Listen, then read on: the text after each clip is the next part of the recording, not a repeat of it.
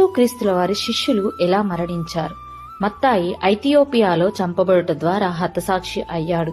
Mark Alexandria వీధుల వెంబడి ఈడ్చుకొని పోబడుట ద్వారా మరణించాడు. లూకా గ్రీకు దేశంలో ఒలివ చెట్లకు ఉరితీయబడ్డాడు. యోహాను పొంగుచున్న నూనెలో ముంచబడ్డాడు. అటు తరువాత పద్మాసు దీపమునకు పరవాసి అయ్యాడు. పేతురు రోమా పట్టణంలో తలక్రిందులుగా సిలువ వేయబడ్డాడు. యాకోబు ఒక కొండ శిఖరంపై నుండి క్రిందకు తోయబడి చనిపోయినట్లు కొట్టబడ్డాడు. బర్తలోమై సజీవంగా చర్మము ఒలిపింపబడింది.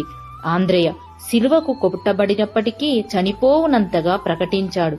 మత్తాయి రాళ్లతో కొట్టబడి తల నరికివేయబడ్డాడు. పౌలు నీలో చక్రవర్తి చేత తల నరికింపవేయబడ్డాడు. తోమ బాణము విసురుట ద్వారా చెన్నై ఇండియాలో మన చేత చంపబడ్డాడు. యాకోబు తల నరికివేయబడ్డాడు. సీమోను సిలువ వేయబడ్డాడు. దేవుని